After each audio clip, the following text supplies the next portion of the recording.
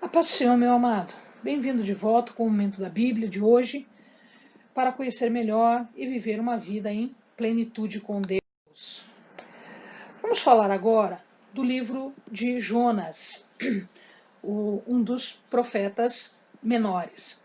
Nós vamos encontrar no livro de Jonas, como um dos personagens principais e o povo de Nínive.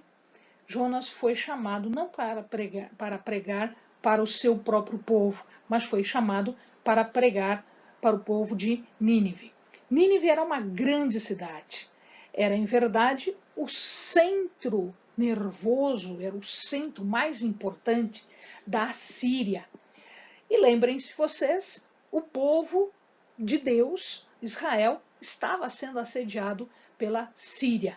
Ele estava sofrendo, né, toda aquela pressão para a conquista do povo da Síria.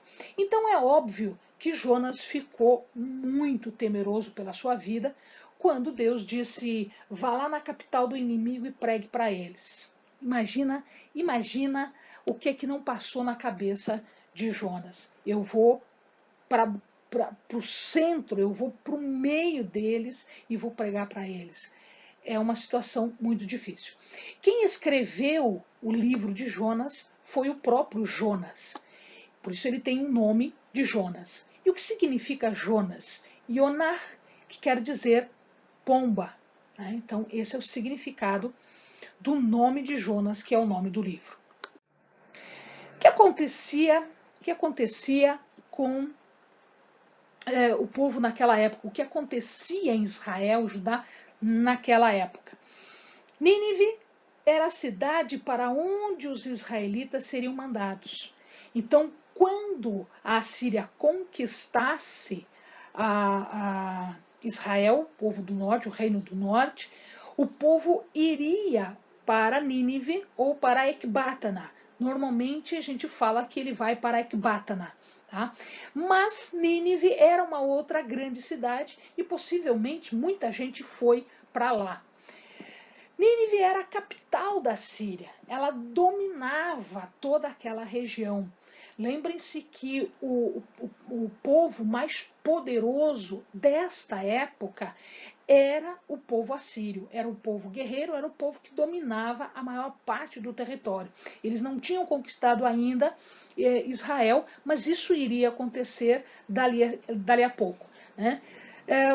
O primeiro deles que a Bíblia conta para nós é Tiglat-Pileser. Então, Tiglat-Pileser era um dos chefes, era um dos reis da Síria, né? E ele foi importante no reinado de Jeroboão II e Uzias. Então, imagina que dali a pouquinho, nós já estamos em Jeroboão II, está faltando pouco, alguns aninhos apenas para que ele fosse dominado. Então, na verdade, a Síria conquista Israel em 722 a.C.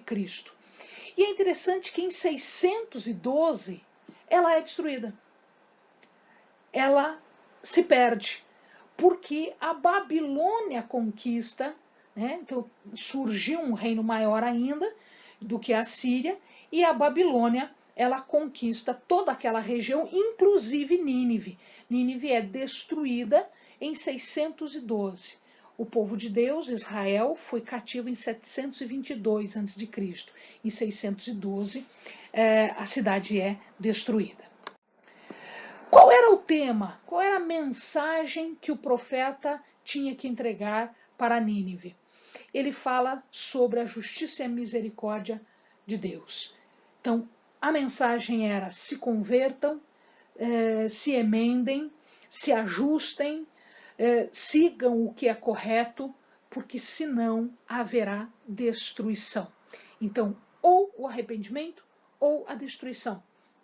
Não há como você escolher uma terceira opção. Não existe uma terceira opção.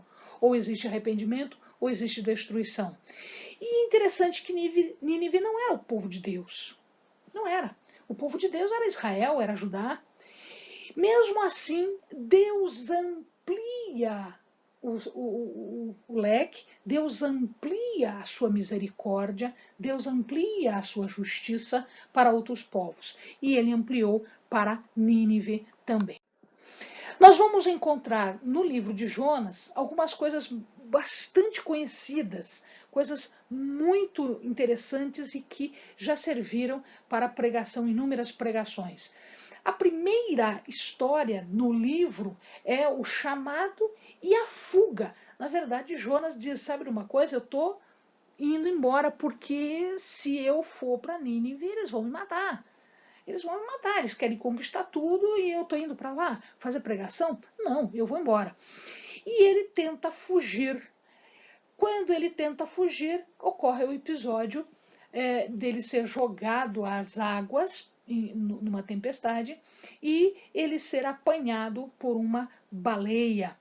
Essa baleia engole, ocorre uma oração e a baleia gospe, ela joga fora Jonas, que entendeu a mensagem, foi salvo e corre para a missão que lhe havia sido dada por Deus. Jesus cita esse episódio, os 3 dias de Jonas na barriga da baleia. Jesus cita esse episódio quando ele fala da morte dele, dos 3 dias após, para ele ressurgir. Muito bem, quando ele chega em Nínive, ele acaba pregando ao povo, ele faz o que tem que ser feito, tá? E o povo se arrepende, o povo torna atrás. E aí Jonas fica muito irado, e vem uma outra passagem, uma passagem conhecida, do verme na árvore que destrói a sombra de Jonas. E aí ele vê que o amor de Deus se estende para todos, o amor de Deus se estende para tudo, o amor de Deus é amplo e ele não é pequeno que seja só desta ou daquela pessoa, ele é grande o suficiente para atingir todo mundo. Amém, amado? Bons estudos!